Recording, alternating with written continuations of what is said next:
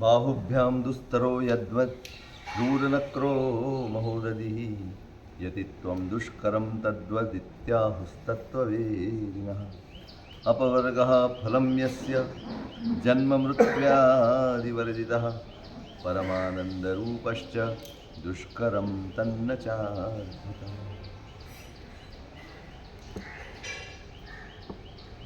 આજથી 5મો અધ્યાય આપણે શરૂ કરી રહ્યા છીએ. હવે જે વાત આવશે એ સાધુ જીવનની વાત હશે, પણ એવું નહીં માનતા કે આપણને લાગુ નથી પડતું. કદાચ પરિપૂર્ણ પાલન કરવા માટે સાધુ પાસે સગવડ છે, સામર્થ્ય છે, ક્ષમતા, તો શ્રાવક પણ એનો અંશ તો આચરી જ શકે. માર્ગ તો એક જ છે, માર્ગ બે નથી, માર્ગ એક જ છે. જેમ વ્રત તમારે છે એમ અમારે છે. સાધુના વ્રતને મહાવ્રત કહેવાય અને શ્રાવકના વ્રતને અણુવ્રત કહેવાય. એ મહાવ્રતનો એક અંશ જેના જીવનમાં હોય એને શ્રાવક કહેવાય, અને સાધુતા તરફ આગળ વધતો હોય એને શ્રાવક કહેવાય. શ્રાવક કોને કહેવાય?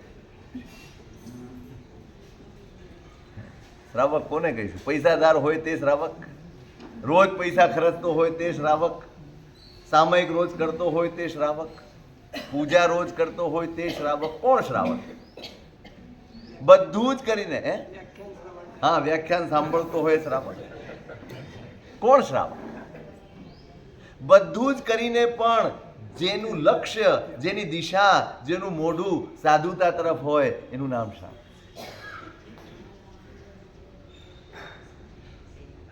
અને એટલે સાધુને જે આચરવાનું છે એના અંશ રૂપે તો શ્રાવકને પણ આચરવાનું.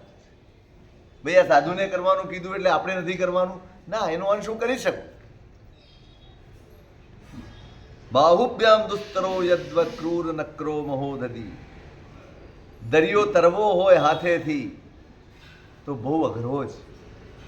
અનેક જળચર પ્રાણીઓ એ બધાથી વચ્ચેથી પસાર થઈ અને હેમખેમ સામે પાર જવું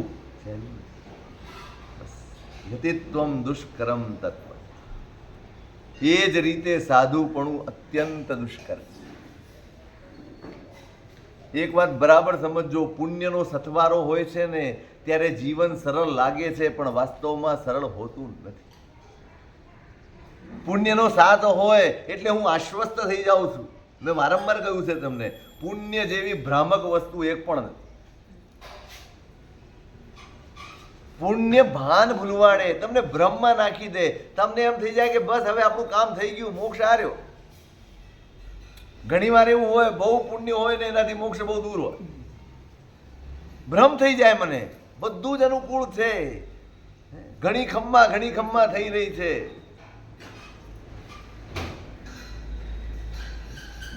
સાધુપણું દુષ્કર છે. પુણ્ય બહુ સહેલું છે, સાધુપણું દુષ્કર છે. જેમ દરિયામાં જળચર જીવો હોય અનેક પ્રકારના, લગભગ હિંસક હોય, એ બધા એની વચ્ચેથી પસાર થવું એ જે અઘરું છે ને, એમ પોતાના અંદર ચાલતા વિકલ્પો, પોતાની અંદર જાગતી વૃત્તિઓ, અંદર ઉઠતા તરંગો, એ બધાયમાંથી હેમ કેમ પસાર થઈને પાર ઉતરવું ને એનું નામ સાધુ જીવન છે. કાલે પણ મેં કહ્યું, સાધુ જીવન એટલે નિત્ય સંઘર્ષની એક કથા. જે ક્ષણે ક્ષણે, પળે પળે પોતાના જ આંતરિક જગત સાથે યુદ્ધ કરતો હોય એનું નામ સાધુ છે. કોની સામે લડવાનું છે મારે? મારા નડતર ક્યાંય બહાર નથી, મારી બાધાઓ ક્યાંય બહાર નથી, મારું વિઘ્ન ક્યાંય બહાર નથી. મને કોણ રોકે છે? મારું કલ્યાણ થતા મને રોકનાર કોણ? કોણ રોકે? હું તમને પૂછું કે ઉપાશ્રય કેમ નથી આવતા, તમે કેટલા જવાબ આપશો? કેટલા બધા કારણો છે. જે મુખ્ય કારણ છે ને એ તમે નથી બતાડતા. બરાબર, બધા જ કારણો છે ને. મારા અંદર જો સંકલ્પ ન હોય તો બહારના બીજા બધા જ નિમિત્તો સહાયક બની જાય, નહીં જવા. સાહેબ ઊંઘ આવી ગઈ, સાહેબ આળસ આવી ગઈ, સાહેબ ઘરવાળાએ આમ કહી દીધું, દીકરાએ આમ, અનેક બહાનાઓ નીકળે. પણ મારું કલ્યાણ હું નથી સાધી શક્યો, મારું કલ્યાણ હું સાધી નથી શકતો, એમાં કઈ બાધા છે? આપણે કાયમ કહીએ છીએ સાહેબ કળિયુગ છે, ઘોર કળિયુગ છે, કેવા કેવા નિમિત્તો મળે છે. હું કાલે જ વાત કરતો હતો, રાત્રે અમે બેઠા હતા ત્યારે મેં કીધું દરેક વસ્તુ, દરેક બાબતનું દોષારોપણ કળિયુગ ઉપર ઢોળી દેવું સારું છે? આ જ કળિયુગમાં પુરુષાર્થ કરનારા જીવો આપણી આંખ સામે છે. આપણી આંખ સામે જ એવા જીવો છે જે પ્રચંડ પુરુષાર્થ કરી રહ્યા. તમે એમનું જીવન જુઓ. મુખ્ય મારું કલ્યાણ નથી થતું એનું સૌથી મુખ્ય નડતર હું છું. હું મારા વિચારોથી, હું મારા વિકલ્પો સામે નબળો પડી જાઉં. દુસ્તરો, જેમ સમુદ્ર દુષ્કર છે તરવાનું, એમ આ સંસાર સમુદ્ર તરવો પણ દુષ્કર છે. પોતાની સાથે લડીને જ આની પાર જઈ શકાય. બાકી ગમે ત્યાં લડો, ગમે તેટલું જીતો, પોતાને ન જીતે. એકે જીએ જીયા પંચ. આગમનું સૂત્ર છે, તમે એકને જીતો ને એટલે બાકી બધું જ જીતાય. કોને જીતવાનું છે? તમારી જાતને તમારે જીતવાની છે. પછી ઇન્દ્રિયો પણ તમારી ગુલામ છે, ઈચ્છાઓ પણ તમારી ગુલામ છે, કર્મો પણ તમારા ગુલામ છે. સ્વયં અંદરથી ઊભા નથી થઈ જતા, સ્વયં સંકલ્પ નથી આવ્યો. શાલિભદ્રનો તમે વિચાર કરો, આટલું સુકોમળ શરીર એમને મળ્યું છે. ફૂલની શૈયા જે અને ખૂંચતી, ફૂલ પથારી કરેલી હોય એમાં પણ જરાક ગરબડ થાય તો આખી રાત ઊંઘ ન આવે, એટલી સુકોમળ કાયા છે. આવો માણસ તડકામાં ઊભા રહેવાનું કે તડકામાં બહાર નીકળવાનું એ વિચારી શકે ખરા? જેના ઘરમાં સેન્ટ્રલ એસી છે એને પૂછજો તમે, એ બહાર નીકળવાનું વિચાર કરી શકે? અને નીકળે તો કરમાઈ જાય.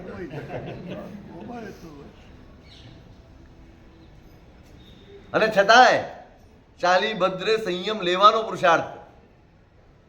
કઈ વસ્તુ કામ કરી ગઈ? એકે જીયા, બસ પોતાને જીત્યો, પોતે સંકલ્પ ઉભો કર્યો. અને ફૂલની શૈયા જે અને ખૂંચતી તેણે સંથારો શીલા કરી. ધગધગતી શીલા ઉપર સંથારો કરી ગયા અને એને કોઈ તકલીફ ન પડી. બધી જ તકલીફ, બધી જ બાધાઓ મારા મનની છે, મારા વિકલ્પોની છે, મારા વિચારોની છે. ધર્મમાં સૌથી મોટો બાધક જો કોઈ હોય તો હું પોતે જ. મારો સંકલ્પ જો દ્રઢ હોય, મારો સંકલ્પ જો સમ્યક હોય તો ધર્મમાં કોઈ જ બાધા નથી. સંસારની કોઈ પરિસ્થિતિ બાધક બની શકે એમ નથી. તમે રોજ જમો છો કે સિઝનમાં નથી જમતા? જમો છો. ગમે તેવી ઘરાકી હોય, ગમે ત્યાંથી 5 મિનિટ કાઢીને જમો છો કે નથી? તમને એની આવશ્યકતા સમજાઈ છે માટે તમે ગમે ત્યાંથી સમય કાઢીને પણ જમી લો. જે દિવસે ધર્મની આવશ્યકતા સમજાઈ ગઈ ત્યારે અમારે તમને નહીં કહેવું પડે કે ભાઈ થોડોક સમય કાઢો, થોડુંક આ કરો. નહીં, તમે કાઢશો. સમજાવું. એટલે જેમ દરિયો તરવો દુષ્કર છે એમ સાધુપણું પણ દુષ્કર છે. ક્ષણે ક્ષણ લડવાનું છે, જાત સાથે જ લડવાનું છે. એટલી વૃત્તિઓ ઊભી થાય છે, એટલા સંસ્કારો ઊભા થાય છે, એટલા વિકલ્પો જેટલા તમારામાં છે ને એટલા જ અમારા. એક પણ ઓછો નહીં. તમને ઈચ્છાઓ થાય એટલી અમને પણ થાય, તમને મન થાય એટલા અમને પણ થાય.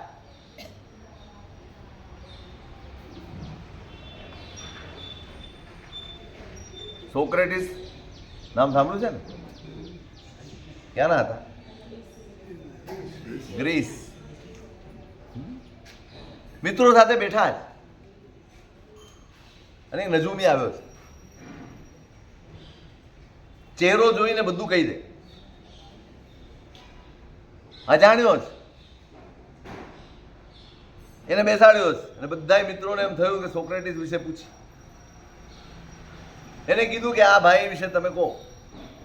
થોડી વાર નિરીક્ષણ કર્યું અને પછી બોલો, આ તો બહુ ક્રોધી છે ને બહુ કામી છે ને બહુ આ છે ને બહુ આ છે ને બહુ. એટલે પેલા મિત્રો ગુસ્સે ભરાઈ ગયા.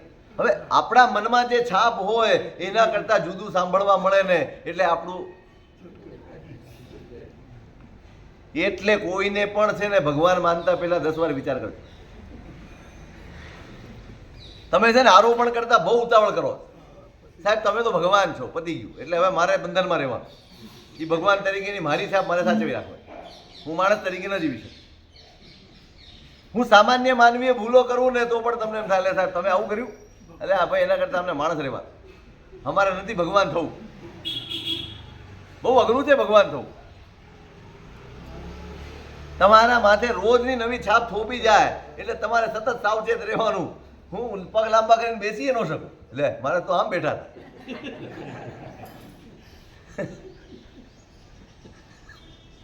કોઈ દિવસ તમે દરેકને એક મનુષ્ય, સામાન્ય મનુષ્યની દ્રષ્ટિએ જુઓ, માણસ છે ભાઈ. હવે પેલા મિત્રોને માટે સોક્રેટિસ એટલે શી વાતે હોય, વ્યક્તિત્વ એવું જ હતું એટલે છાપ પણ એવી હતી, એટલે ગુસ્સે ભરાયા. તને ખબર છે તું કોના માટે બોલે? સોક્રેટિસ કહે છે ભાઈ શાંતિ શાંતિ. અરે પણ તમે જુઓ તો ખરા, અરે ભાઈ સાંભળો તો ખરા, સાંભળો તો ખરા. સોક્રેટિસે કીધું, આને જેટલું કીધું ને એમાં એક પણ અંશ ખોટો નથી, એક પણ અંશ ખોટો નથી. એને જેટલા પણ દુર્ગુણ ગણાવ્યા એ બધું જ મારી અંદર છે. બસ એક વસ્તુ એને ન જોઈ કે આ જેટલા પણ મારી અંદર દુર્ગુણ છે ને એના ઉપર વિવેકની લગામ મારી અંદર છે. દુર્ગુણ ન હોય એ શક્ય નથી, દુર્ગુણ હોય પણ એના ઉપર વિવેક હોય ને એ મહાપુરુષ છે. કોઈ દાવો કરે કે મારી અંદર કાંઈ નથી તો એ દંભી છે. બધું જ હોય અને છતાંય વિવેક હોય, છતાંય જ્ઞાનની જાગૃતિ હોય, એનું નામ મહાપુરુષ. સતત જે પોતાની નબળાઈઓને દૂર કરવાનો પ્રયત્ન કરે છે, પુરુષાર્થ કરે છે, એ સાધુ. જે માની લે કે આપણું તો બધું દૂર થઈ ગયું અને આપણે પાર પામી ગયા, એ દંભી છે. આટલો જ ફરક છે મહાપુરુષોમાં ને આપણામાં, ફરક આટલો જ છે. વૃત્તિઓ એમને પણ છે, વૃત્તિઓ મને પણ છે. ઈચ્છાઓ એમને પણ છે, ઈચ્છાઓ મને પણ છે. મોહ એમનામાં પણ છે, મોહ મારામાં પણ છે. બસ ફરક એટલો જ છે કે જેટલી નબળાઈઓ છે ને એ મારા ઉપર હાવી છે અને મહાપુરુષો નબળાઈઓ ઉપર હાવી છે. બસ આટલો જ ફરક છે. એક જગ્યા એવું છે શેઠ નોકરનું ગયું કરે છે અને બીજી જગ્યાએ નોકરો શેઠનું ગયું કરે છે. આપણે કયા ઘરમાં છીએ?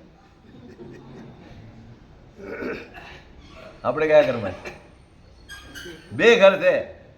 એક જગ્યાએ નોકરોનું રાજ ચાલે છે, એક જગ્યાએ શેઠનું રાજ ચાલે છે. આપણે કયા ઘરમાં છીએ? શરમાવાની કઈ જરૂર નથી. તમે આપણે બધા ભેગા છીએ. કોઈ સવાલ નથી. કોનો રાજ ચાલે છે? નોકરોનું જ રાજ ચાલે.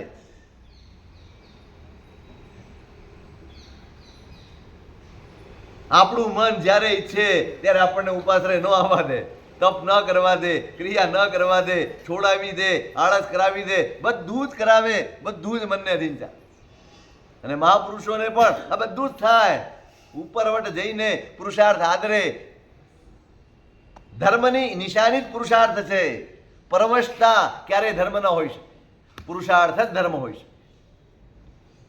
જ્યાં પરવશતા છે ત્યાં ધર્મ નથી. આપણે પરવશ છીએ, આપણે પરાધીન છીએ, પોતાની જ ઈચ્છાઓને પરાધીન છીએ, પોતાની જ વૃત્તિઓને પરાધીન છીએ. અને માટે ધર્મ આપણો પુરુષાર્થ નથી, માત્ર એક ક્રિયા છે, પુરુષાર્થ. સાધુપણું દુષ્કર છે એટલા માટે.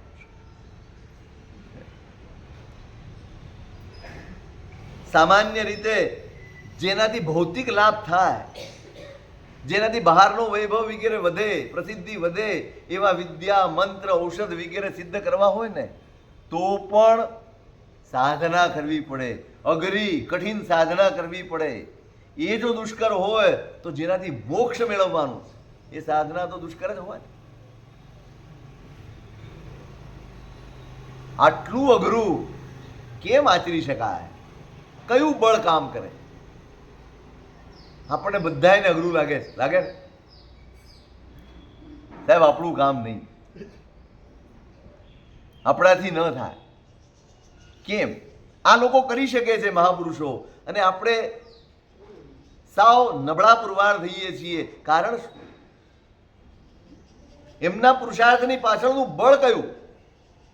ભવ સ્વરૂપ વિજ્ઞાનાત તદ વિરાગાચ્ચ તત્વતઃ અપવર્ગાનુરાગાચ્ચ સ્યાદેત નાન્યથા ક્વચિત. સંસારના સ્વરૂપને મથીને અંદર ઘૂંટ્યો હોય, એની સચ્ચાઈનો અનુભવ કર્યો હોય. સંસારનો અનુભવ હું પણ કરું છું. સંસારનો અનુભવ આપણે બધા જ કરીએ છીએ. એ જ સંસારનો અનુભવ જ્ઞાની પણ કરે છે. એકને રાગ જાગે છે, એકને વૈરાગ્ય જાગે છે, એકને મમત્વ જાગે છે, એક નિસ્પૃહ બની જાય છે. જોવાની દ્રષ્ટિ, મેં તે દિવસે કહ્યું હતું, બે દ્રષ્ટિ છે. એક જ્ઞાનની દ્રષ્ટિ છે, એક મોહની દ્રષ્ટિ છે. આપણે કંઈ પણ જોઈશું ને તો આપણું આરોપણ હશે. જે જેવું છે એવું જોવાની ટેવ પડી જાય તો વૈરાગ્ય આજે આવે. પણ હું તો જે મને લાગે છે એવું હું જોઉં છું. હું એમ કહું છું કે આ બહુ સારું છે. આ મારી દ્રષ્ટિ. બીજું આવશે, આ મને નથી ગમતું. હવે આ તો આ જ છે. મને ગમે છે, તમને નથી ગમતું, એમાં આનો શું વાંક? ગરબડ ક્યાં છે? ગરબડ આમાં છે કે મારા તમારામાં છે? ગરબડ આપણામાં છે. દ્રષ્ટિ આપણી ખોટી. એ તો જે છે એ જ. હું એમાં સારાનું આરોપણ કરું છું એટલે લેવાની મથામણ કરું છું. પેલો ગમતું નથી એનું આરોપણ કરે છે એટલે એનાથી દૂર ભાગવાની મહેનત કરે છે. જ્ઞાની તટસ્થ રૂપે જોયા કરે છે. બસ જે છે એનો સ્વીકાર કરવાનો. અપેક્ષા નથી હોતી સર, જોવાની અપેક્ષા હોય. દ્રષ્ટિ, એનો તો દ્રષ્ટિ કે દ્રષ્ટિ હોય કે મારે તમારી પાસેથી મારી અપેક્ષા આ છે, એની અંદર હું એ જોવા માંગતો પણ કદાચ મને ન મળે તો નિરાશા અનુભવાય. નિરાશા અનુભવાય ને, કારણ કે માણસને આગ્રહ હોય છે, આ મળવું જ જોઈએ. તમે, મેં હમણાં જ કીધું ને કે ભાઈ તમે એમ ધારી લીધું કે આ વ્યક્તિ એટલે બહુ મહાન, એટલે હવે તમે સતત એ શોધવા મત, અને જો નહીં મળે તો તમે આ ભાવમાં ચાલ્યા. તો શું એ યોગ્યતા કહેવાય? તો શું એ યોગ્યતા નહીં, જે જેવો છે તે રીતની તેનો સ્વીકાર કરી લે. લાઈકલી થોડું સમજાવવાનો પ્રયત્ન. મારી તમારી પાસેથી અપેક્ષા આ છે. બીજા કોઈ ભગવાન પાસે જ્યારે હું પ્રવચનમાં જોઉં, વ્યાખ્યાનમાં જોઉં, એ વખતે મારી અંદરની અપેક્ષા તો એક જ છે કે મારે આમાંથી આ જોઈએ છે. મને ત્યાં આગળ ન મળે તો શું મારે એનાથી વિમુખ થવું? વિમુખ ન થવું, દૂર તો થવું જ પડશે. મારે ચોખા લેવા હોય તો જ્યાં ચોખા મળે દુકાનમાં જવું પડે. પછી હું શાકભાજીની દુકાનમાં ચોખાની અપેક્ષા રાખું તો કેમ થાય? તો સાહેબ એક વસ્તુ છે, સમાજની દ્રષ્ટિએ જો હું માનો તો મને વ્યાખ્યાન જે તે ભગવાનનું નથી ગમે, હું નથી જતો, તો સમાજની દ્રષ્ટિએ હું નાસ્તિકમાં ગણી જાઉં? નહીં. કે ગમતું નથી. જો એક વાત કહું, એક વસ્તુ હંમેશા યાદ રાખ, ગમતું નથી એમ ક્યારેય ન કહેવું. ક્યારેય ન કહેવું. હા, મારે જે જોઈએ કદાચ મને અહીંયા નથી મળતું, આ સારું જ છે, આ ઉત્તમ જ છે. ભાઈ એક વાત છે, તમે યુનિવર્સિટીના વિદ્યાર્થી છો, હે, અને તમને બીજા ધોરણમાં બેસાડે તો શું થાય? તો બીજા ધોરણવાળો માસ્ટર ખોટો નથી, પણ તમારું લેવલ એ નથી. એટલે મને ગમતું નથી એમ ન કહેવાય. લેવલની રીતે વાત કરીએ સાહેબ તો ભગવાનની ઉપર તો લેવલ ના, એવું નથી. જો એવું છે ને, સભા જોઈને બોલવાનું. જ્યારે સભા સ્વયં જિજ્ઞાસુ હોય તો અમુક વાત થાય, અમુક ન થાય. હવે ઘણાને તો શું હોય છે, ભ્રમ હોય છે કે અમે બધું ઊંચું સાંભળવા ટેવાયેલા. ઘણાની એવી ટેવ હોય છે. હા, એ બી એક જાતનો છે ને અહંકાર. આપણે સાહેબ ઊંચું તત્વજ્ઞાન હોય તો જ આપણને ફાવે. સમજાતું કાંઈ ન હોય, સમજાતું કશું જ ના હોય, બધું ઉપરથી જતું હોય. એને પૂછો શું સમજાયું? કાંઈ સાહેબ વ્યાખ્યાન એટલે શું? એમ શું એટલે? હવે આવા ટ્રેન ચાલે છે સાહેબ. અમે તો અમુક જ સાંભળીએ, અમુકનું જ સાંભળીએ. નહીં, જ્યારે કોઈ યોગ ન હોય ને ત્યારે ક્યાંય પણ બેસો, કારણ કે કંઈક તો મળશે. ગ્રહણ કરનાર ઉપર છે. તમે પાણી તો સરખું જ પડે. તમે સ્વાતિના સ્વાતિ નક્ષત્ર હોય અને તમે છીપ બની જાઓ તો મોતી બની જાય. પણ તમે છીપ બનો, મોતી બની જશે. એકાદ શબ્દ, એકાદ વાક્ય પણ મને સ્પર્શે એવું મને મળી જાય, મારું કામ થઈ. આખું વ્યાખ્યાન કદાચ ન હોય, નહીં હોય, શક્ય છે. પણ જ્યારે ક્યાંય નથી તો હું ઘરે બેસી જાઉં નહીં. એટલો વખત મારું પરિણામ શુભ રહેશે, અધ્યવસાય શુભ રહેશે. કંઈક તો, કંઈ નહીં તો પ્રભુની વાણી સાંભળો. એટલે સારું અને નબળું નહીં, એની કથામાં, એની ચર્ચામાં, એના પેલામાં પડવાનું. મારો કહેવાનો મતલબ ના ના, સમજી ગયો. દબાણનો નથી. મારો કહેવાનો મતલબ અપેક્ષાનો છે. હા હા, તમે અપેક્ષા ચોક્કસ હોય, નબળું તો ક્યારે પણ હોઈ શકે છે. ભગવાનની વાત છે. શકાય પણ નહીં કદી. એટલે સ્વાભાવિક છે. હવે તમારે જે જોઈએ તો જ્યાં મળતું હોય ત્યાં જઈ શકાય, એવું કંઈ ના નથી કે તમે એની ઉપેક્ષા કરો. પણ ક્યાંય ન હોય લેવું. ભવ સ્વરૂપ વિજ્ઞાનાત, કયું બળ કામ કરે છે? મહાપુરુષોના પુરુષાર્થ. અને આપણે નબળા પડીએ છીએ એમાં કયું કામ કરે? સંસારના સ્વરૂપનું સતત ચિંતન કરે. અને ધીમે ધીમે ધીમે, બહુ વાસ્તવિકતા છે, આપણો મોહ એટલો પ્રચંડ છે. બાકી તમારી આજની વર્તમાન પરિસ્થિતિ તમને સતત વૈરાગ્ય આપે એવી છે. બહાર જવાની જરૂર નથી, તમારા ઘરમાં જ વૈરાગ્ય જાગે એમ. બહાર નીકળવાની જરૂર નથી. છે કે નહીં? અને છતાંય આપણે મંડી પડ્યા છે. શું શું બદલવા? બસ અજ્ઞાન એનું નામ જે સંસારની પરિસ્થિતિ બદલવાની મહેનત કર્યા કરે, અને જ્ઞાન એનું નામ જે પોતાની જાતને બદલવાની મહેનત કરવા. જે બદલાવાનું નથી એને બદલવાની મહેનત, એનું નામ અજ્ઞાન. જે બદલી શકાય એમ છે એના તરફ ધ્યાન જ ન આપવું, એનું નામ જ્ઞાન. શું બદલી શકાય એમ છે? શું બદલી શકાય? બીજું કઈ ના બદલી શકાય. બસ પોતાના હાથમાં છે સાહેબ. એક જ વસ્તુ પોતાના હાથમાં. સમ્યક દર્શન જ આટલું જ, આટલું જ સમ્યક દર્શન છે.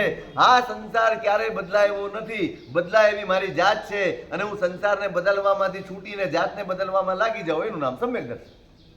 આ સહેલામાં સહેલી વ્યાખ્યા છે. આ જ સમ્યક ચારિત્ર છે. હું મારી જાતને બદલવાનો પુરુષાર્થ કરું, એનું નામ ચારિત્ર છે. ભવ સ્વરૂપ વિજ્ઞાનાત, રોજના અનુભવો, ભવના અનુભવો, બસ એનાથી જીવનમાં વૈરાગ્ય જાય. વાસ્તવિકતા છે. તમારો પુણ્ય સાથ આપે ને ત્યાં સુધી જ તમને એવી મતિ થાય, આ મારું છે, આ મારું છે, આ મારો છે, આવું છે, આવું છે, બધું જ. પણ જે દિવસે પુણ્ય પરવારે અને બધું જ પ્રતિકૂળ થાય ને, એટલે સીધું આવીને કે સાહેબ કશું જ આપણું નથી. સાહેબ બહુ જોઈ લીધું, બધા માટે ઊભો રહ્યો, આજે મારી પડખે કોઈ ઊભું નથી. આ બધો સ્મશાન વૈરાગ્ય. કયો વૈરાગ્ય છે? સ્મશાન વૈરાગ્ય. પણ ભવ સ્વરૂપ વિજ્ઞાનાત, નિરંતર ચિંતન કરે. મેં તમને પહેલા પણ કહ્યું, ફરી કહું છું, 12 ભાવનાઓનું ચિંતન વૈરાગ્યનું સૌથી શ્રેષ્ઠ સાધન છે. અનિત્ય, અશરણતા, એકત્વ, અન્યત્વ, અશુચિત્વ, આશ્રવ, સંવર, નિર્જરા, બધી જ ભાવનાઓ, ધર્મ ભાવના, બોધિ દુર્લભ ભાવના, તમે ચિંતન કરો. અને તમારા હૈયામાં ધીમે ધીમે ધીમે, અરે એટલા ઊંડા મૂળ કરીને મોહ પડ્યો છે ને, એમ નહીં ખસી જાય. ભલ ભલાના છક્કા છોડાવે એવો મોહ છે. સાવ સાધનાના છેડે આવીને ઉભેલા માણસને પણ પાડી દે એ તાકાત મોહ પાસે. છેડે મોક્ષના દરવાજે ટકોરા મારવા જાય ત્યાંથી નીચે પાડે, એનું નામ મોહ છે. એકવાર કહ્યું હતું તમને, મનોનિગ્રહ કુલકમાં લખ્યું છે કે જ્યાં સુધી કેવળ જ્ઞાન ન થાય ત્યાં સુધી તમારા મનનો વિશ્વાસ કરવો નહીં, ત્યાં સુધી ભરોસો કરવો નહીં.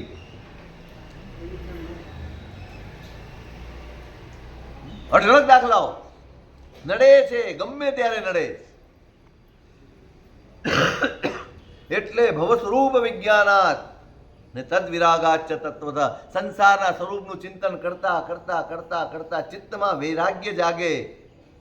જો સંસાર ઉપરથી વૈરાગ્ય જાગવું એટલું એ પર્યાપ્ત નથી, સામે મોક્ષનો રાગ પણ હોવો જોઈએ. સારી વસ્તુ પકડ્યા વગર બીજું છોડી દે ને તો બધેથી ભ્રષ્ટ થાય.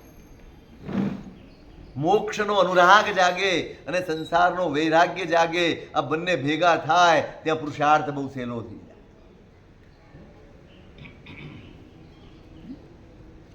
એટલે સાધુપણું અત્યંત દુષ્કર છે. હવે સાધુ ધર્મ શું છે?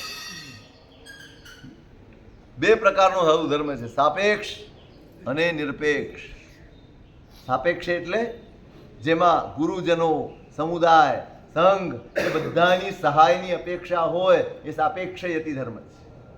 અને જેમાં કોઈ સહાય નહીં, જિનકલ્પ એટલે જે રીતે પરમાત્મા વિચરે એ રીતે બધા એની સહાય વગર વિચરી શકે એવું સામર્થ્ય પ્રગટ કરે એ નિરપેક્ષ સાધુ ધર્મ. અહીંયા તો પેલા જે આપણે જીવીએ છીએ એ ધર્મની વાત કરે છે. શું હોય પહેલો જ ગુણ? શું હોય સાધુનો? ગુરુવંતે વાસિતા,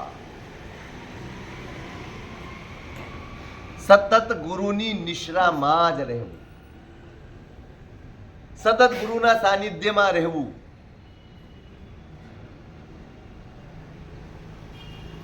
બહુ અઘરું પણ છે અને અતિ જરૂરી પણ. પોતાનો અહંકાર, પોતાની ઈચ્છાઓ બધું જ ઓગળી જાય ને ત્યારે જ કોઈની નિશ્રામાં રહી શકાય. મારું પુણ્ય ઘણું પ્રચંડ હોય, મારી શક્તિઓ ઘણી બધી વધારે હોય, મારી આવડત ઘણી બધી હોય, એવું એ બને.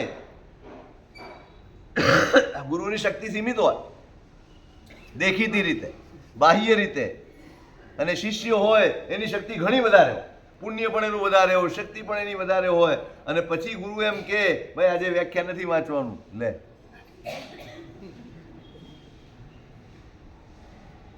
બહુ અઘરું છે.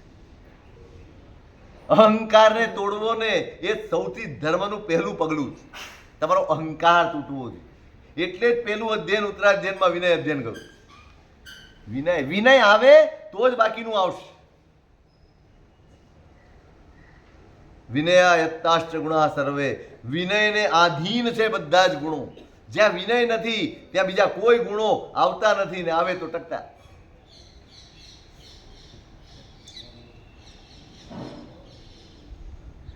સૌથી પહેલો ગુણ ગુરુની અંતેવાસિતા, નિરંતર ગુરુની સેવા. ક્યાં સુધી ગુરુની જરૂર પડે? ઉપાધ્યાયજી મહારાજ એનો જવાબ આપે, ગુરુની જરૂર ક્યાં સુધી?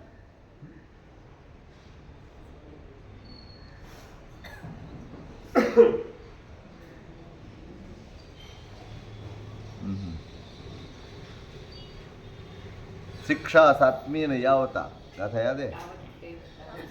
ये नहीं, पहली लाइन आत्म आत्म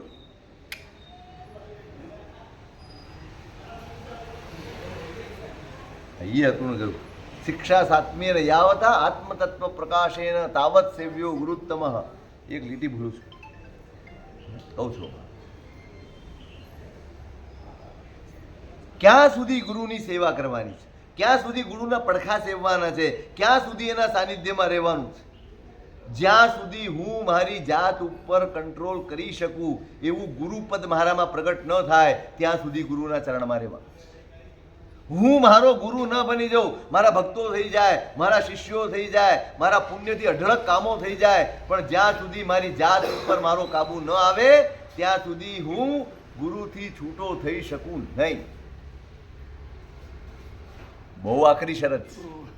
પુણ્ય સાથ આપતું હોય, આટલા બધા શિષ્યો હોય, આટલા બધા ભક્તો હોય, પડ્યો બોલ ઝીલાતો હોય, ધાર્યા કામ પાર પડતા હોય, અને છતાંય અહીંયા ફરી વાર કહું છું, પ્રભુના શાસનમાં શક્તિનું મહત્વ નથી, પાત્રતાનું મહત્વ છે. અહીંયા પાત્રતા ન હોય તો શક્તિ ડુબાડનારી બની જાય. અહીં તો પાત્રતા ડગલે ને પગલે જોઈશે. તમે કેટલા સમર્થ છો? તમારું સામર્થ્ય નથી મપાતું, તમારું સત્વ મપાય છે. પુણ્ય સામર્થ્ય છે, પણ પાત્રતા એ સત્વ છે. અધ્યયન કરતા કરતા કરતા કરતા જ્ઞાનને આત્મસાત કરતા કરતા ત્યાં સુધી પહોંચે. શિક્ષા સાત્મેન યાવતા આત્મતત્વ પ્રકાશેન, જ્યાં સુધી પોતાની જાતને ઉપલબ્ધ ન થઈ જાય, જ્યાં સુધી પોતાની ભાવનાઓ, પોતાના ઇમોશન્સ એના ઉપર કંટ્રોલ કરી શકે એટલું સામર્થ્ય ન પ્રગટે. ગુરુપણું આ જ છે. મેં હમણાં કહ્યું ને, બધું જ હોય છતાં એના ઉપર કાબુ હોય, એનું નામ ગુરુ.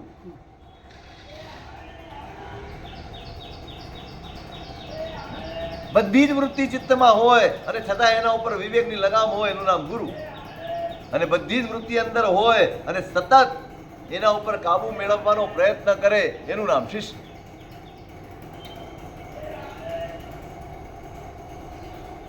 અધ્યયન કરતા કરતા, સાધના કરતા કરતા જ્યાં સુધી એ આત્માને ઉપલબ્ધ ન થાય, જ્યાં સુધી એ પોતાની ઉપર કાબુ પ્રાપ્ત ન કરે, ત્યાં સુધી ગુરુના ચરણ સેવવા અનિવાર્ય છે. ઉંમર નથી જોવાતી, વર્ષો નથી જોવાતા. 50 વર્ષ થઈ ગયા, 60 વર્ષનો પર્યાય ગમે એટલો થઈ ગયો, વર્ષો ગમે એટલા થઈ ગયા, તમારી પાત્રતા કેટલી વિકસી છે. એક ડગલું બહાર માંડવામાં બહુ જ કઠિનાઈ છે. ગુરુનું સાનિધ્ય હોય, ગુરુની નિશ્રા હોય, ગુરુનો પડછાયો હોય તો ગમે તેવી પરિસ્થિતિમાંથી તમને ઉગારી શકે.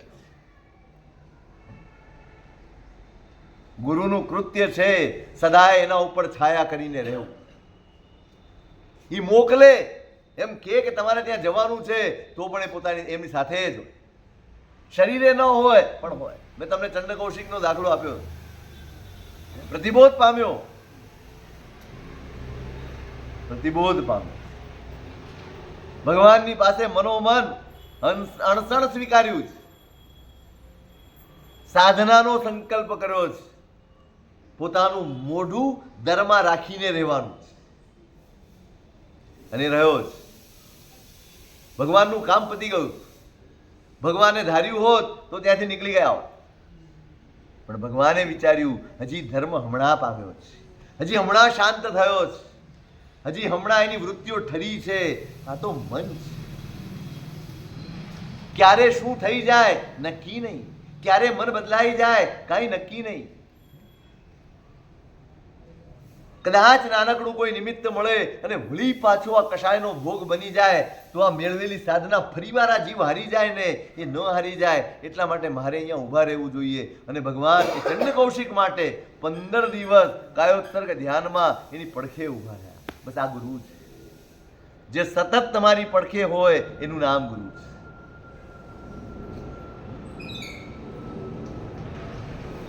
ગુરુત્વમ ત્વસ્ય નોદેતિ શિક્ષા સાત્મેન યાવતા આત્મતત્વ પ્રકાશેન તાવત સેવ્યો ગુરુત્તમ. જ્યાં સુધી તમારું પોતાનું બુદ્ધનું વચન છે અપદીવો ભવ, ભાઈ તું તારો દીવો થા. બસ મારા અંદરનો દીવો જ્યાં સુધી જળહળે નહીં ત્યાં સુધી મારાથી ગુરુની છાયામાંથી બહાર નીકળાય. મારો દીવો જળહળવો જોઈએ, મારો વિવેક પ્રગટવો જોઈએ. કોઈ પણ સંયોગોમાં, કોઈ પણ પરિસ્થિતિમાં મારું અહિત થાય એવું કોઈ પગલું મારાથી ન ભરાય એટલું સત્વ મારામાં પ્રગટે પછી મારાથી બહાર નીકળાય. ગુરુની અંતેવાસિતા આ પહેલો ગુણ છે. બસ ગુરુની નિશ્રામાં નાણસ્ત હોય ભાગી થિરયરયો દંસણે ચરિત્રેય ધન્ના આવકાહે ગુરુકુલ વાસમ ન મુંચંતી. બૃહત્કલ્પ ભાષ્યની ગાથા. ધન્ય જીવો, એમને ધન્ય કયા છે જે આખી જિંદગી ગુરુકુલ વાસમાં પસાર કરે છે, એને ધન્ય કયા. અહીં તો ઈચ્છા થાય જરાક શક્તિ પ્રગટે ને વ્યાખ્યાન આપે એટલે ચટપટીતા આવે. મારે ક્યારે વ્યાખ્યાન વાંચવા થામ, ક્યારે હું લોકોનું કામ, હું શાસન પ્રભાવના ક્યારે કરું. આ એટલા પેકિંગ એટલા સરસ છે ને આપણે ત્યાં કે ભલભલો લોભાઈ જાય, ભલભલો લોભાઈ જાય. આ પેકિંગ છે બધા. આપણે જઈએ તો બે સંગ પામે, બધાય પામશે પણ તું ડૂબી જવા. પામનારો પામશે પણ તું ડૂબી જઈશ એનું શું? તું એ પમાડવા નથી આવ્યો, તારી જાતને ઉગારવા આવ્યો. પહેલી ચિંતા ભગવાને 12.5 વર્ષ શું કર્યું? ભગવાન પાસે 4 જ્ઞાન હતા. ભગવાને વ્યાખ્યાન શરૂ કર્યા હોત તો કઈ વાંધો હતો? કેટલા લોક પ્રતિબોધ પામ્યા હોત? ન પામ્યા હોત? કેટલી દીક્ષા થઈ ગઈ હોત? એક આશ્ચર્ય થઈ જાય. સમોસરણ મંડાયા પેલા ઘણી દીક્ષાઓ થઈ ગઈ.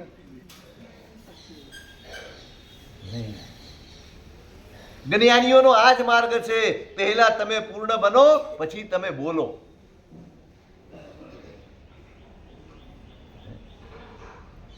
આ પ્રભુનો દાખલો જ આ બતાડે છે કે જ્યાં સુધી હું મારી અંદરનો દીવો ન જળી જાય, મારી અંદરની ગુરુતા પ્રગટ ન થઈ જાય, જ્યાં સુધી મારી અંદર પ્રકાશ ન પથરાય, ત્યાં સુધી કોઈને એક અક્ષરનો ઉપદેશ આપવાનો મને અધિકાર.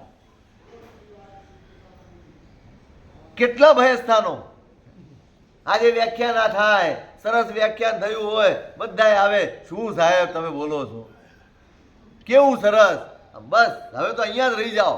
ગલગલિયા થાય ભાઈ. હા, બધા જોખમ છે, ભયસ્થાનો જ. જેટલી પ્રશંસા એટલા ભયસ્થાનો જ. અને આપણે એવા સત્વશાળી નથી. બહુ સાચી વાત. હા, એમને થાય. આપણે એટલા સત્વશાળી નથી કે કોઈ બોલતું હોય તો બીજા કોઈકને કહે છે એમ સાંભળી લઈ, એમ થાય હજી બોલે.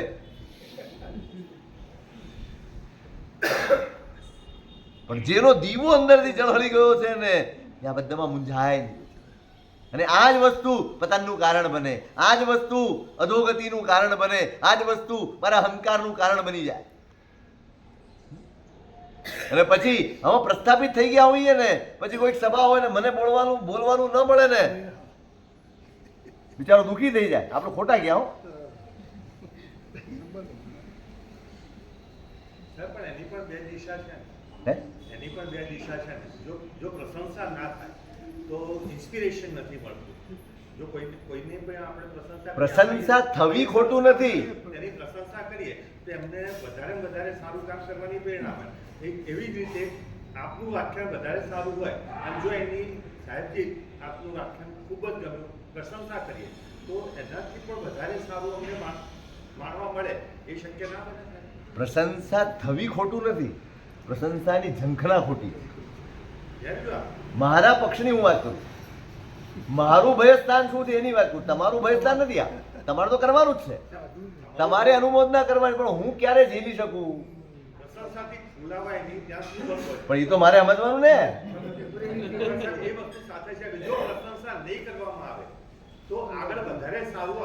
સાચી વાત છે, પણ ભયસ્થાન સાથે રાખીને કરવાનું.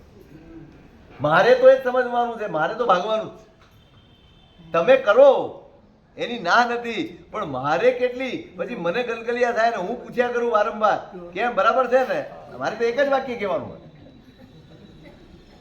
આ ભયસ્થાન મારા પ્રશંસા ન કરો ના, હું કહેતો જ નથી. અનુમોદના કરો, બધું જ કરો. તમારા પક્ષની વાત સાચી છે, પણ હું ક્યારે લઉં? જ્યારે મારી પાત્રતા વિકસી જાય પછી લઉં. જ્યાં સુધી હું નબળો છું ને ત્યાં સુધી મારે પગલું ન મંડાય, કારણ કે મારું અહિત થતા વાર ના લાગે.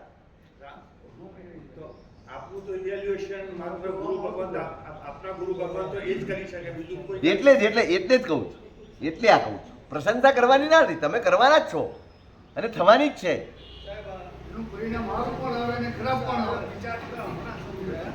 બાકી મેં જે વ્યાખ્યાનમાં સાંભળ્યું છે ને, એવું છે કે પ્રદૂષણના દિવસ હોય, કોઈ કારણસર 8 વર્ષના બાળકને પાઠ ઉપર બેસી અને બધું પ્રદૂષણનું વાંચવાનું થાય તો, અને 80 વર્ષનો માણસ હોય, જો એ ઘરે રહે તો એનું નુકસાન. એને 8 વર્ષના બાળકનું પણ વ્યાખ્યાન સાંભળે તો જ એમાં એનું કલ્યાણ. આ એ વખતની વાતો. હવે આ વાત સાહેબ કોઈને હવે બધા ગુણ દોષ ક્યાં સારું, કાનને ગમે એવું વાવા થાય એવું તાલી, આ બધું હવે મોટા ભાગે એન્ટરટેનમેન્ટ થઈ ગયું. હવે તો આવું સાંભળ્યું જ નથી ક્યાંય પણ જાઓ, કારણ કે એ બધું આ શાસ્ત્રનું વાંચે છે, પછી મારા સાહેબની તુલના ક્યાં આવે જાઓ. તમે આ વાંચો છો સાહેબ, એનું બહુમાન કરવાનું છે, તમારું થોડું કરવાનું. તમે આના સિવાયનું વાંચો તો વાત અલગ છે.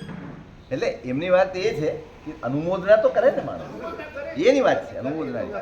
પણ હું ક્યારે ઝીલું? હું મારી વાત વિચારું કે ભાઈ હું જો સામાજિક કાર્યોમાં મારા પુણ્યનો ઉપયોગ મારે ત્યારે જ કરવો જોઈએ જ્યારે હું પુણ્યને જીરવવા સમર્થ હું. એ સામર્થ્ય ક્યાંથી આવે? ગુરુની અંતેવાસી. બસ આ ગુરુની સેવા કરતા કરતા કરતા કરતા મારી અંદર વિવેકનો દીવો પ્રગટી જાય, પછી હું બહાર નીકળું અને મારા પુણ્યનો ઉપયોગ થાય તો એ પુણ્ય શાસનને પણ લાભ કરે અને મને પણ લાભ કરે. નહીં તો કેવું થાય, દીવા તળે અંધારો. પેલું તમારે લગ્ન થતા ને જૂના જમાનામાં, તો પેટ્રોમેક્સ લઈને નીકળતા હતા, માથા ઉપર આખી લાઈન હોય, એ પેટ્રોમેક્સ ઉપાડનારો હોય ને એ અંધારામાં હોય. નીચે ઉપર લાઈટ હોય. લાઈટ નો લાભ બીજાને મળે એ અંધારામાં હોય. એટલે મારી એ ગતિ ન થાય એની ચિંતા મારે કરવાની. હું પેટ્રોમેક્સ લઈને ચાલું ને મારે અંધારામાં એ ન ચાલે. એટલે જીવે ત્યાં સુધી ધન્ના આવકાય ગુરુકુલ વાસમ ન મુંચતી, એ ધન્ય જીવો છે જે જિંદગી ભર તમે ગૌતમ સ્વામી કેટલી વાર યાદ કરીએ, તમે જ્યારે યાદ કરીએ ને ત્યારે હૈયું ભરાઈ આવે. કેવો વિનય, કેટલું સામર્થ્ય, કેટલું જ્ઞાન, અને છતાંય જ્યાં સુધી મારો ભગવાન બેઠો છે, જ્યાં સુધી મારા ગુરુ બેઠા છે, ત્યાં સુધી એ વ્યક્તિએ ભગવાન જીવ્યા ત્યાં સુધી એ વ્યક્તિએ ક્યારેય પોતાના જ્ઞાનનો ઉપયોગ નથી, ક્યારેય નહીં. નાનામાં નાની વાત આવે, નાનામાં નાનો પ્રશ્ન આવે, ભગવંત આ પ્રશ્નનો શું જવાબ? તમને પ્રશ્ન સાંભળીને એમ થાય આટલો સામાન્ય પ્રશ્ન, એના માટે ભગવાન નહીં. જેટલો વખત હું પ્રશ્ન કરીશ અને જેટલો વખત મારા ભગવાન જવાબ આપશે ને એટલો વખત મને એમનું સાનિધ્ય મળે, એમના શબ્દો ઝીલવાના મળે છે, એની કરુણા ઝીલવાની મળે છે,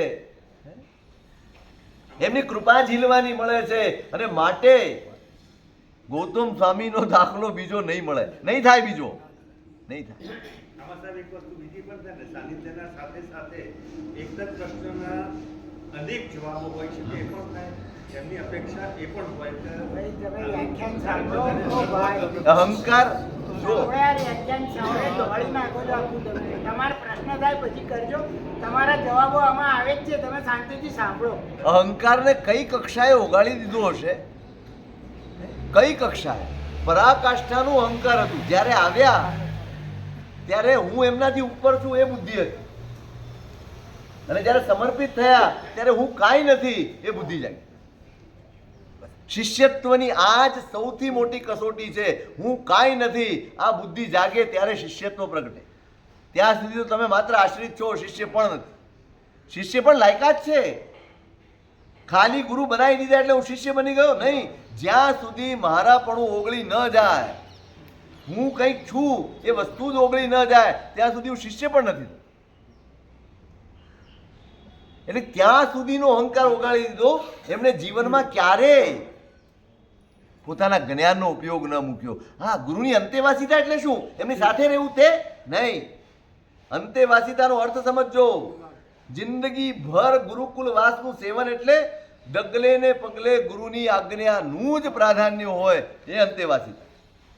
સાથે ને સાથે ફરતો હોય અને કશું જ કયું કરતો ન હોય તે અંતેવાસી નથી, એ અંતેવાસી જ છે.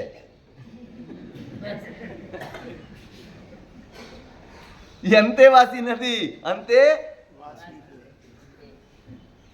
અંતેવાસી આ છે. ગૌતમ સ્વામી ભગવાનથી દૂર જાય ને તો પણ એ ભગવાનના સાનિધ્યમાં જ હોય, ભગવાનનું સાનિધ્ય એને હોય જ. કારણ કે આજ્ઞા એની પછેડી આ નથી, આજ્ઞા જ. શું ઓઢીને ફરે? આજ્ઞા ઓઢીને ફરે એનું નામ શિષ્ય, એનું નામ સાધુ જ. આજ્ઞાનું પહેરણ હોય, આજ્ઞાની ગતિ હોય, આજ્ઞાનો વિચાર હોય, આજ્ઞાની દ્રષ્ટિ હોય, આજ્ઞાનું શ્રવણ હોય, જ્યાં બધું જ આજ્ઞામય હોય એનું નામ સાધુ છે. એટલે પહેલી વાત કરી ગુરુની અંતેવાસિતા. જિંદગી ભર ગુરુકુલ વાસ સેવે શું મળે? શું મળે? લોકોમાં ઓળખાણ મળે, ગુરુ વખાણ કરે નહીં. થીરે નાણસ્થ હોય ભાગી, એ ચરણે એટલા માટે રે કે મારો દીવો સદાય પ્રજળતો રહે, એટલો ઝળહળતો થાય. એવું જ્ઞાન મળે, દર્શન મળે, ચારિત્ર મળે, બસ વિકસે બધું. તદભક્તિ બહુમાનવ. શું હોય અહીંયામાં? ગુરુ પ્રત્યેની ભક્તિ અને ગુરુ પ્રત્યેનું ભક્તિ બાહ્ય પ્રતિપત્તિથી હૃદય પ્રેમ બહુમાન. સંકિતના 67 બોલની સજ્જાયમાં ભક્તિ અને બહુમાનનો ભેદ પાડ્યો છે. શું છે ફરક? ભક્તિ બાહ્ય પ્રતિપત્તિથી હૃદય પ્રેમ બહુમાન. ભક્તિ એટલે શું? ગુરુ આવે, ઊભા થઈ જવું, આહાર પાણી વગેરે લાવવા, એમના પગ વગેરે દબાવવા, એમની બહારથી બધી જ સેવા કરવી. અને બહુમાન હૃદય પ્રેમ બહુમાન. સ્વાર્થ હોય ને તો બહારથી પણ થાય, પણ એ ભક્તિ તારે નહીં. ભક્તિ ત્યારે જ ત્યારે જ્યારે તમારા હૈયામાં બહુમાન પેદા થયો. હૃદય પ્રેમ બહુમાન. અત્યંત પ્રેમ હોય હૈયામાં, અત્યંત બહુમાન હોય હૈયામાં. સાધુપણાની આ શરતો જ. તમે જે મહાવ્રતો ગ્રહણ કર્યા છે, તમે જે સંકલ્પ લઈને નીકળ્યા છો, એ સંકલ્પને સિદ્ધ કરવા માટેના સહાયક મુખ્ય તત્વો કયા? સદાજ્ઞાકરણમ. હંમેશા આજ્ઞાની અપેક્ષામાં જીવે. શેની રાહ હોય, શેની ઇંતજારી હોય? બસ એમ જ હોય, ક્યારે મને આજ્ઞા કરે. 50 સાધુ હોય પણ વારંવાર એકને જ બોલાવા. જોયું, આટલા બધા છે, કોઈ બોલાવતા નથી. આખો દાડો મને જ હેરાન કરે.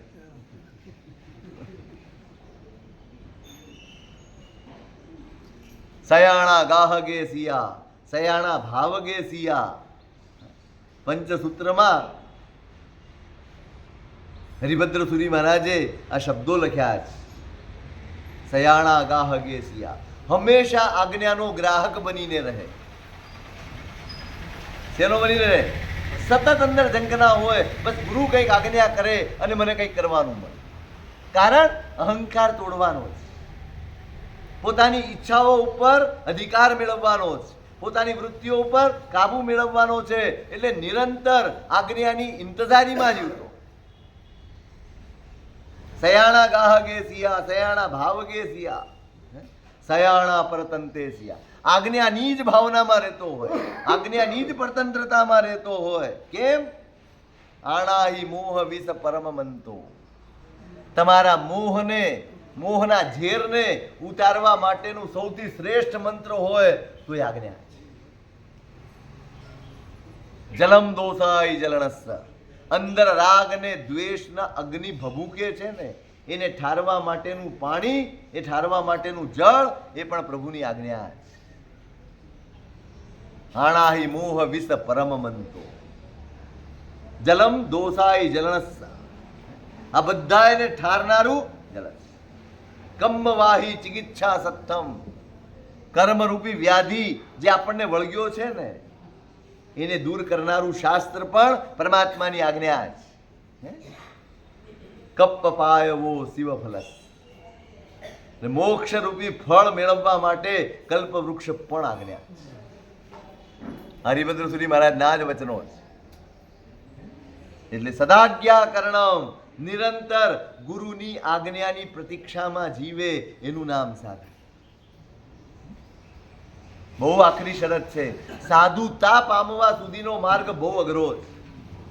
સાધુ થવું હજી સહેલું છે. કર્મના ક્ષયોપશમથી આ વેશ મળી શકે, દીક્ષા મળી શકે. સાધુતા ક્ષયોપશમથી ન મળે. સાધુતા માટે પુરુષાર્થ કરવો પડે, પછી જ એનો ક્ષયોપશમ. એમને એમ ન.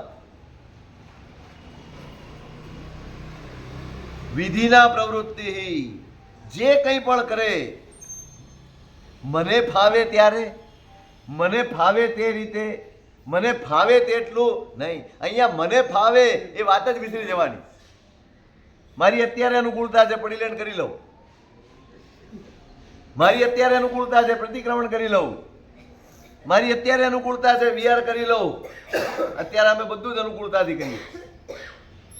અનુકૂળતાથી જીવે સાધુ નહીં, આજ્ઞાથી જીવે સાધુ. અમને તો પ્રોત્સાહન બી મળે. ના ના સાહેબ બરાબર છે, 4 વાગે વિહાર કરી જ જવાનું, બહુ ગરમી છે.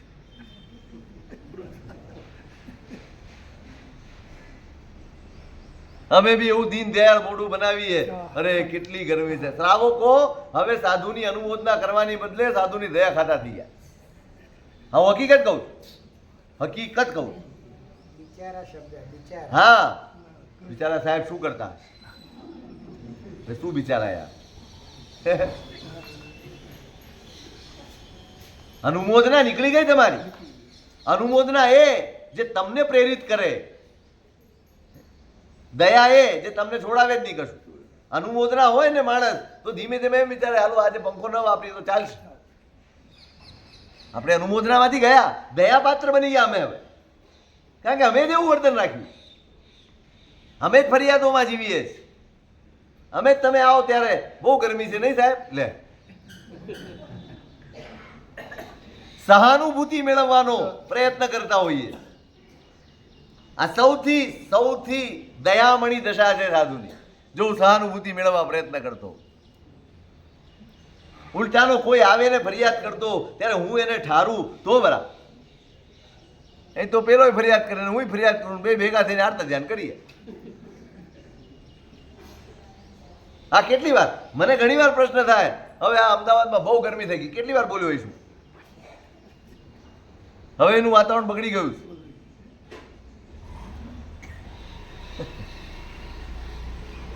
વિધિના મને અનુકૂળ હોય ત્યારે કરી લઉં, અત્યારે નહીં પછી, અત્યારે નહીં પછી નહીં. અહીંયા તો કદમ કદમ પર હાથ છે. આજ્ઞા ક્યારની છે, આજ્ઞા કેવી રીતે કરવાની છે, આજ્ઞા ક્યારે કરવાની છે, આજ્ઞા કેટલું કરવાની છે એ જોવા. વિધિનો અર્થ આજ્ઞા છે. વિધિનો અર્થ એ નથી કે ઈડે આવી પછી આ ખમાસનું આવે ને તે ખમાસનું આવે. વિધિ એ છે જેમાં આજ્ઞા જોડાયેલી હોય તો વિધિ, બાકી વિધિ હોય તો પણ અવિધિ. મેં કાલે કહ્યું કોઈક મને ટાઈમ આપશે ત્યારે સાંજે 7:15 આવું છું, હું આવી જા.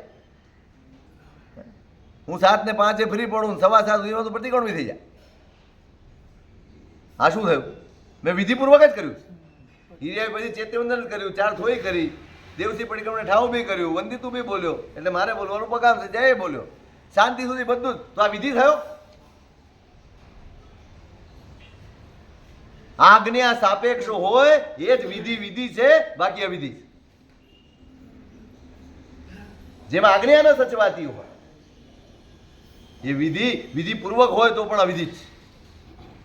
વિધિ પ્રવૃત્તિ, વિધિથી પ્રવૃત્તિ કરે. પડીલેહણ કરવાનું હોય, પ્રમાર્જન કરવાનું હોય, ભિક્ષાચર્યા કરવાની હોય, જે કંઈ કરવાનું છે ઠીક છે, દેશકાલ પ્રમાણે જે કંઈ થોડું બદલાયું, પણ વિધિ બહુમાન.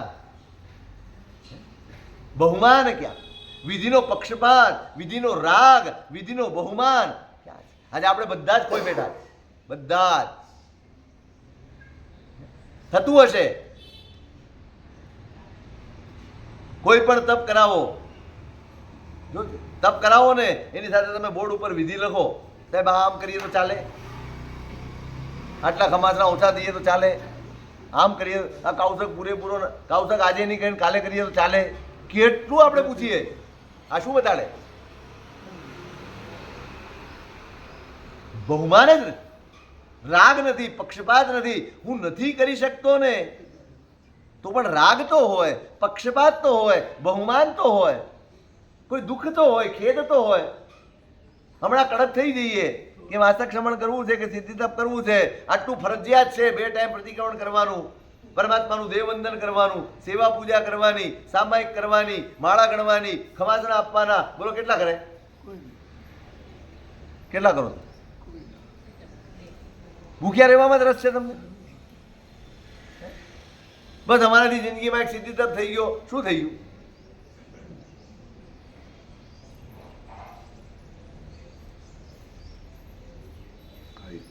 નહીં, આ વિધિ નથી. આ વિધિ બહુમાન ગયું, રાગ ગયો, પક્ષપાત પણ ગયો. બસ કરીએ છીએ યાંત્રિક ક્રિયાઓ, જેને શાસ્ત્રો બહુ આકરા શબ્દોમાં કહે છે સમ્મૂઢ. આપણી ક્રિયાઓ સમ્મૂઢ ક્રિયાઓ બસ થઈ જાય. ન મન હોય છે, વચન સૂત્રો બોલાતા હોય, પેલો બોલે નહીં ને કે 1 લોકસ નહીં તો 4 લોકસ, ખબર બી ન પડે કેટલા લોકસનો કાવ શકાય. હમણાં જ થયું, હું જ પ્રતિક્રમણ ભણાવતો. શું દેવ્યા નીને કિત દેવ્યા બંને થોડી થઈ ગઈ ને, ફરી વાર ખુદ દેવ્યા બોલ્યો. પેલા ભાઈ કે સાહેબ બંને થઈ ગઈ. હું મૂંઝવણ પડ્યો, બંને બોલી ગયું ખબર નથી. એટલે ક્યાં હતું મન? કેટલો વિક્ષેપ હોય મનમાં કે હું બોલી ગયો, કાઉસક થઈ ગયો, થોઈ પણ બોલી ગયો, તોય મને ખબર નથી થઈ. આ શું છે? આ જ સમૂળધીમ ક્રિયા. શરીર ક્રિયા કરે છે, મોઢું બોલ્યા કરે, જેમાં હું હાજર નથી એ ધર્મ નથી. મારી ઉપસ્થિતિ અનિવાર્ય છે. કોઈ પણ ક્રિયા મિચ્છામિ દુક્કડમ કેવળ જ્ઞાન ત્યારે આપે જ્યારે હું હાજર હોઉં. ઈરિયાવય કેવળ જ્ઞાન ત્યારે આપે જ્યારે હું હાજર હોઉં. મારી દીક્ષા પણ તો જ કલ્યાણ કરે જો હું હાજર હોઉં. બસ મારી ઉપસ્થિતિ એ જ પ્રભુની આજ્ઞા છે અને એ જ વિધિ. વિધિ પ્રવૃત્તિ વિધિપૂર્વક પ્રવૃત્તિ કરે અને આત્મા અનુગ્રહ ચિંતનમ.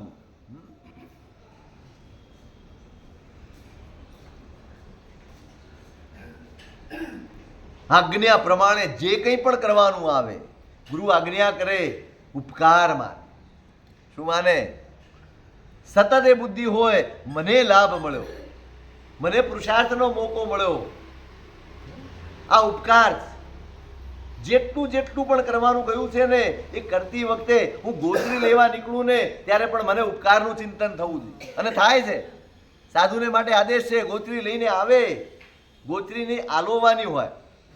પહેલા તો નિયમ હતો, હવે તો બદલાઈ ગયું બધું. ગુરુની આવે ગોચરી લઈને ગુરુની સમક્ષ ઊભા રહેવાનું છે અને અહીંથી નીકળ્યા પછી પાછું અહીં આવ્યો ત્યાં સુધીમાં જે જે બન્યું હોય, જયેશભાઈ મળ્યા હોય કે દીપકભાઈ મળ્યા હોય કે હસમુખભાઈ મળ્યા હોય, જે વાતો કરી હોય બધી નિવેદન કરવી પડે. કયા ઘરે ગયા, શું લીધું, શું નથી લીધું, કેવી પરિસ્થિતિ હતી, એને આલોચના કહેવાતી. હવે તો સૂત્રપાઠ કરી લઈએ છીએ એટલે થઈ જાય આલોચના, એટલે ઘણા કામ થઈ જાય પછી ગોચરીમાં અમારા. કોઈને પ્રતિબોધ કરવાનો હોય તોય થઈ જાય. પણ મુખ્ય વસ્તુ એ છે આવીને આલોચના કરે ને ત્યારે એમાં કાઉસક કરવાનો, એક ગાથા ચિંતવવાની હોય. અહો જીને હિમ અસાવજ્જા વિત્તિ સાહુણ દેસિયા મુખ્ય સાહણ હે ઉસ્સ સાહુ દેહસ્થ ધારણા. ગોચરી લઈને આવે. આજે તો અમારે કઈ ફરિયાદ છે જ નહીં, કારણ કે પેલો જ અમે લઈએ છીએ તમારે ત્યાં. બધું ગરમ ગરમ જ આવે, બધું અનુકૂળ જ આવે. પણ જે તે જમાનામાં જ્યારે સાધુ અંત પ્રાંત લેવા નીકળતા, ગોચરી મળી હોય, ન મળી હોય, અનુકૂળ મળી હોય, પ્રતિકૂળ મળી હોય, કંઈ પણ મળ્યું હોય, આવીને કાયોત્સર્ગમાં ઊભો રહે અને આ ગાથા ચિંતવે. અહો જીને હિમ અસાવજ્જા વિત્તિ સાહુણ દેસિયા. પરમાત્માનો ઉપકાર ચિંતવે. પરમાત્માનો કેવો ઉપકાર! મુખ્ય સાહણ એ ઉત્સ સાહુ દેહસ્થ ધારણા. સાધુનું શરીર એ શું છે? મોક્ષનું સાધન. શેનું સાધન છે? મોક્ષનું સાધન. એવું આ જે શરીર છે એને સાચવવા માટે મારા પ્રભુએ કેવી નિર્દોષ ચર્યા બતાડી છે એ ઉપકારનું સ્મરણ એક અવસરમાં કરો. અહો જીનેહી મસાવજ્જા વિત્તિ સાહુણ દેસિયા. સાધુને આ કેવી નિર્વદ્ય વૃત્તિ બતાડી છે. કોઈને બોધરૂપ નહીં થવાનું, ક્યાંય ભારરૂપ નહીં થવાનું. જીમતરો ફૂલે ભમરો બેસે પીડા તસન ઉપાવે લેઈ રસ આત્મ સંતોષે તેમ મુનિ ગોચરી જાવે રે ભવિકા સિદ્ધ ચક્રપદ વંદો. એક એક ફૂલ ઉપર બેસે, ઝીણું ઝીણું થોડો થોડો પરાગ એ ભમરો ચૂસે. એ ફૂલને સુકાઈ જાય એટલું ન ચૂસી નાખે. એમ સાધુ લેઈ રસ આત્મ સંતોષે, એને પણ સંતોષ થાય અને ફૂલને પણ પીડા ન થાય એ રીતે ભમરો રહે ને એ રીતે સાધુ ગોચરી લેવા નીકળે. પોતાની પણ ઉદર પૂર્તિ થાય, સંયમમાં સહાયક આહાર મળી જાય અને શ્રાવકને કે ગૃહસ્થને બોજો ન પડે. આ ઉપકારનું સ્મરણ, દરેક ક્રિયામાં ઉપકારનું સ્મરણ કરે. આ મારા આત્મા ઉપરનો ઉપકાર છે. એક ઈર્યાવય કરવી પડે એ પણ ઉપકાર, એક ખમાસનું દઉં છું એ પણ ઉપકાર છે. કોણ સુધાડે? કોણ સુધાડે? જો આજ્ઞા ન હોય તો હું કરું? ઘણી વાર વિચાર આવે જો આવશ્યક ક્રિયા ન હોત ને, આજ્ઞા ન હોત કે 2 ટાઈમ પ્રતિક્રમણ, તો હું એ છોડી દઉં. આજ્ઞા છે તો આટલું એ કરાય છે. આ ઉપકાર છે મહાપુરુષોનું. આત્મા અનુગ્રહ ચિંતનમ. ધર્મ એ પરમાત્માનો સૌથી મોટો ઉપકાર. તમે જીવ દયા પાળજો એમ કહ્યું ને એ ઉપકાર. તમે જૂઠું ના બોલતા એ કયું એ ઉપકાર છે, એક એક આજ્ઞા ઉપકાર છે. તમે સામાયિક કરજો એ કયું એ ઉપકાર છે. સામાયિકમાં બેઠા બેઠા હયું ભીનું થવું છે, હયું ભરાવું જોઈએ. આ કેવી સરસ નિર્વદ્ય ક્રિયા પ્રભુએ બતાડી. આ 2 ઘડી સુધી હું 12 વ્રતનું પાલન કરું છું. શેનું પાલન કરો? 2 ઘડી સામાયિક તમારા 12 વ્રતનું પાલન છે. એ વ્રતનું પાલન થાય છે, બધું જ પાલન થાય છે. સાવધ્ય ક્રિયાઓથી મુક્ત થવાય છે, વિકલ્પોથી મુક્ત થવાય છે. આવી અદ્ભુત ક્રિયા પ્રભુએ બતાડી. ઉપકારનું છે આત્મા અનુગ્રહ ચિંતનમ.